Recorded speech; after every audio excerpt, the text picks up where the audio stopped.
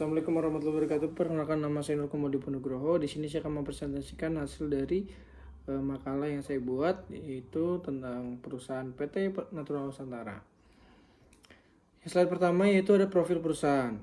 PT ini bergerak di bidang distribusi sarana produksi pertanian yang berfungsi sebagai penghubung antara produsen input pertanian dengan petani sebagai pengguna akhir. Produk yang didistribusikan meliputi pupuk organik, pestisida nabati, serta sarana pendukung pertanian lainnya.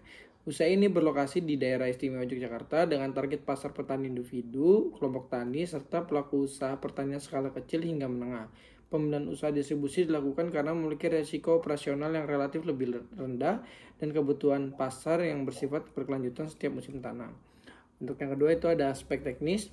Dari aspek teknis, lokasi usaha dipilih dengan mempertimbangkan kedekatannya dengan sentra pertanian, kemudian akses transportasi serta efisiensi biaya distribusi. Lokasi ini mendukung kelancaran pengiriman produk kepada konsumen.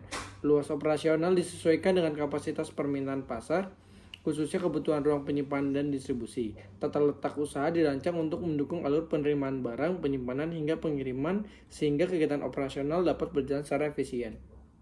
Yang ketiga ada aspek manajemen SDM.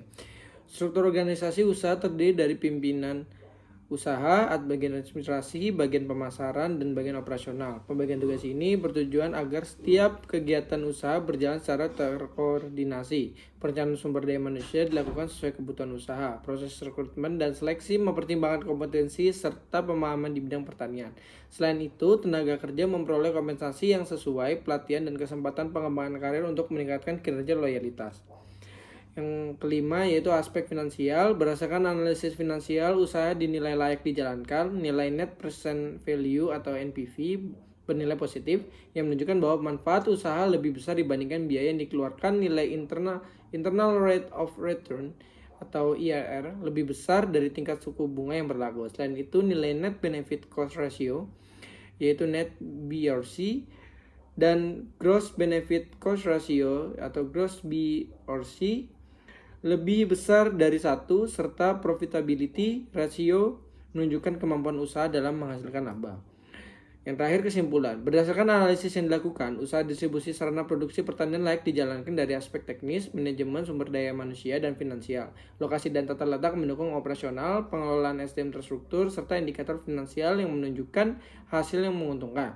Secara keseluruhan, usaha ini memiliki prospek yang baik untuk dikembangkan dan dapat dijadikan dasar dalam pengambilan keputusan bisnis di pertanian.